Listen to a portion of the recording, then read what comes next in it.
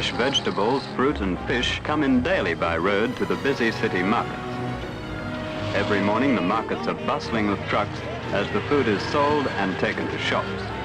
Australia is growing fast. More people, more houses, more fresh vegetables, more factories. I first came into the market at Haymarket in 1948. I arrived here on the 20 June 1950, and on the 21st I was in the market. More than 40 years, more than 50 years, 60 years. 1952, that year, I was 15 years old boy. I started with my brother in 1953. We come to Australia in 1954 on a boat. Took us 30 days to get here. 55. 52 years ago. 52 years ago, and it was only the other day. A friend of mine, Louis Perner, he was on the same boat as me. I started down there in 1958. 1958. 1958. 1961. I was actually born on top of a fruit shop. I started in 1965. 60 years self-employed. Almost 60 years. 60 years. 55 years ago. Started out in the fruit shop when I was about 13 and a half. Started in the markets in 1969. Ended up in the market by an accident. I've been there ever since, 50 odd years. I'll be 90 next month. Well, I started in the old market before I was going to school. Well over 50 years, heading towards 60 years in the market. Longer than 60 years. 43 years. 40 odd years and about another 10 or 12 years in the old markets. I started when I was 12 in the old Haymarkets, just in school holidays working. I've been here for a long time, that's all I can tell you. They're all different characters, they're all from different walks of life, different nationalities, and that's what makes the markets. It's such a unique, interesting place.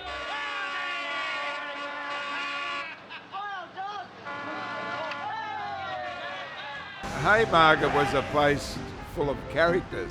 Well, the Haymarket was different. It was a lot compact, a lot smaller, and things were different those days. There was no forklifts, no pallet jacks, everything was all manual. All barrows, all manual, no forklifts. It was chaotic. Organised chaos, really. Everything used to come from Queensland, used to come on a train. The trucks used to go there, unload the train and bring the stuff into the market. There was no forklift. Everything was hand loaded, you know, delivered with hand barrows. The old barrow boy, everything has to be lifted bag by bag. You know, the worst thing you could unload in those days was pumpkin, and pumpkin came in bags. And if they packed the bag, didn't pack it tight, when you took it off onto your shoulder, it drooped either side.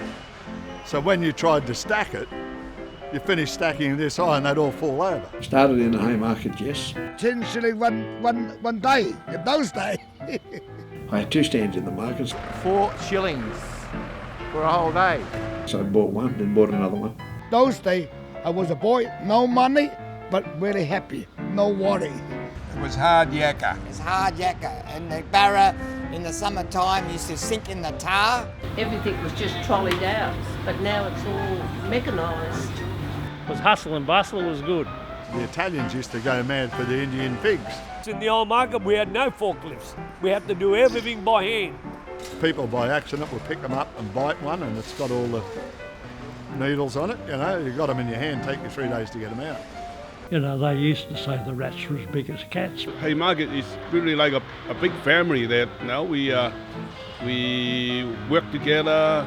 Now, not because I'm young, and it's a lot of fun working in Haymarket too. No forklifts, no coolers, no pallet trucks, no pallets. Everything was stacked on the ground. They are amazing people. These people could run a trolley with about 10 boxes on it, on top. Box by box, hand stack them. The boys here, they're spoilt compared to the work we done down there. After the market, you can go to Chinatown and have a good lunch. Friends would come over, we'd go to Chinatown, have a great meal. There was a great atmosphere. Dixon Street was unbelievable in those days. We'd handle every melon about 5 times by the time we got it to a truck. You work hard for 3 hours, Can I answer the phone? No. Yeah, hello? Hello? Hello? Okay. And when I say 5,000 employees, there's 5,000 characters in the market.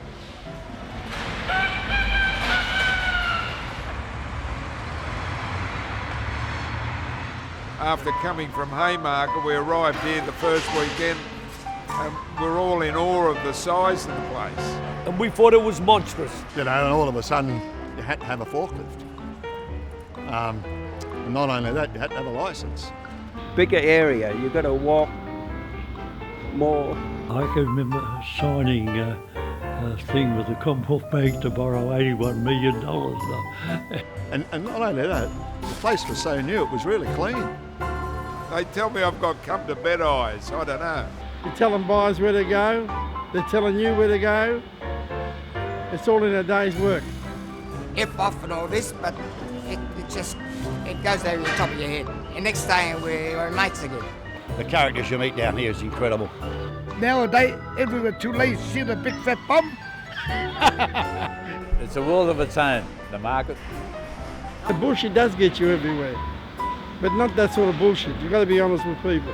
In the markets, you have to look with your ears. I love you, baby.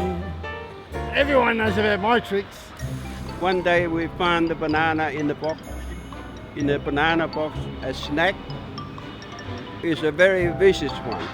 According to the fire brigade, it's a very, very, very bad one, you know. But they bite you and it's very dangerous.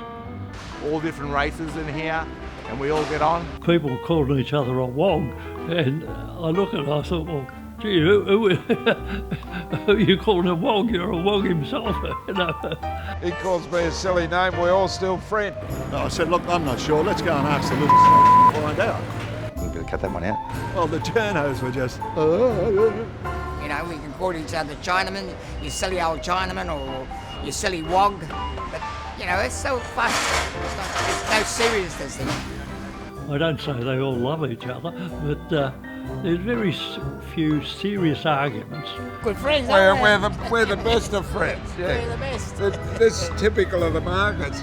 Everyone's your friend here. The flower market is the flowers. It smells nice.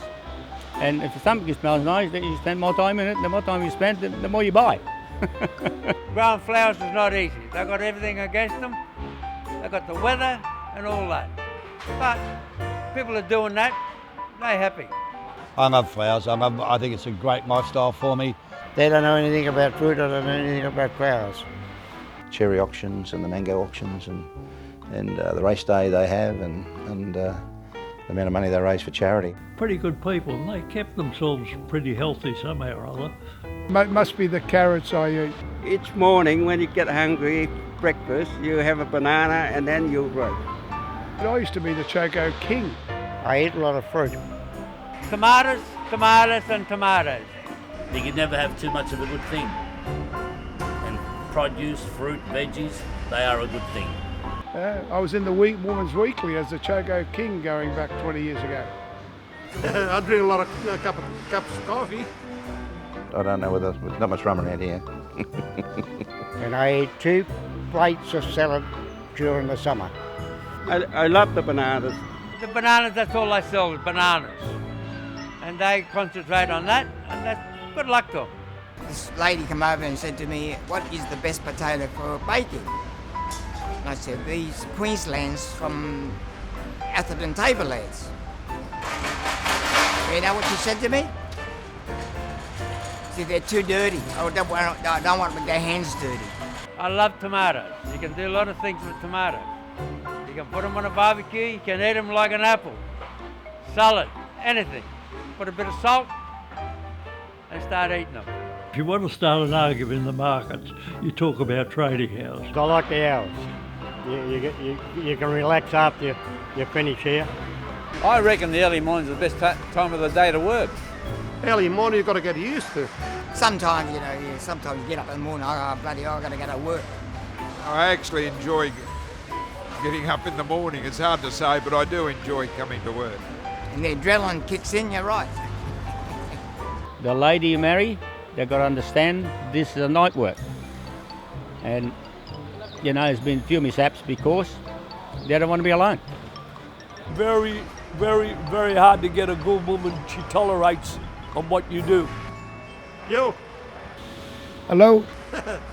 Somebody talk to me on the camera. It's $3 billion turnover, 2.5 million tonnes of product, over 5,000 employees, and we have our own postcode.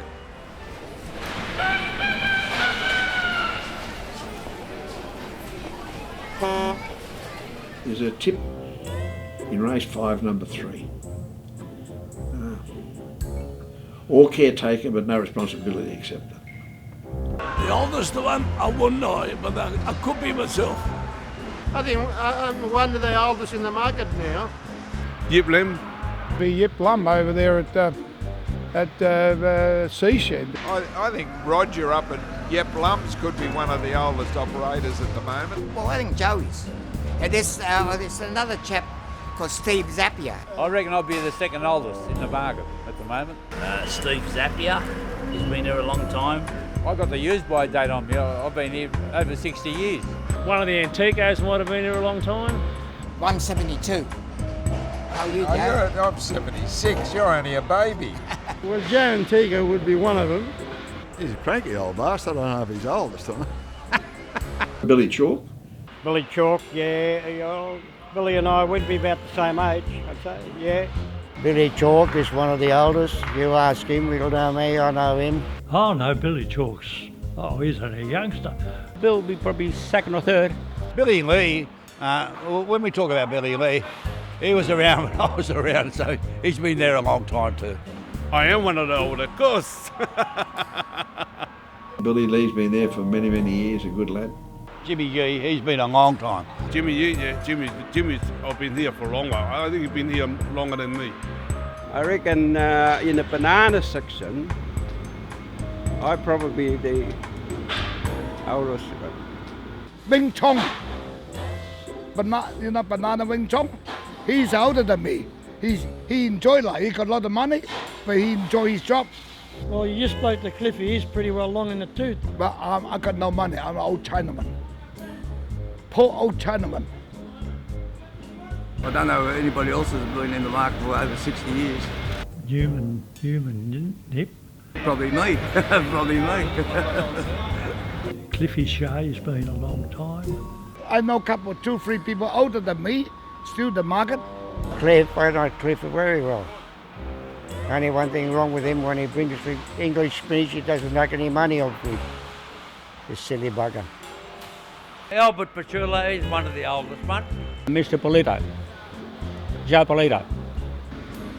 Paul Leone from Kirkwood. He's an old codger. I'm not the oldest man, but I might be the oldest old bird. We're a diminishing act, I can assure you. Sydney Markets provides fresh produce for 1/3 of Australia's population. That equates to about 7 million people.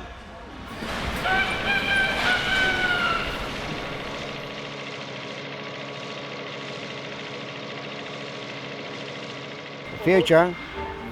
I don't know. You don't get real old in this place, you know. It's something about the market, the vibe, the atmosphere. Where would I go? What would I do? I've never done anything else. I don't want to go anywhere, so I'm going to be here for a long time. This is my life. Grey hair, look, here. That's why I waited to cover them up. See, nobody can see my grey hair. Well, if it wasn't good and we didn't love it, we wouldn't be here. You go with the flow, they call it. Something nobody can escape, age. And it can come to a time, D-Day comes for everybody. Everyone goes the same way. They are dying breed, but their passion is in the market, and that's why they're still here. I won't be here for another 40 years. Probably about another 5 or 6 will do me. Very few left. I can honestly count on my hand, look, and it's only 4. Every day's different.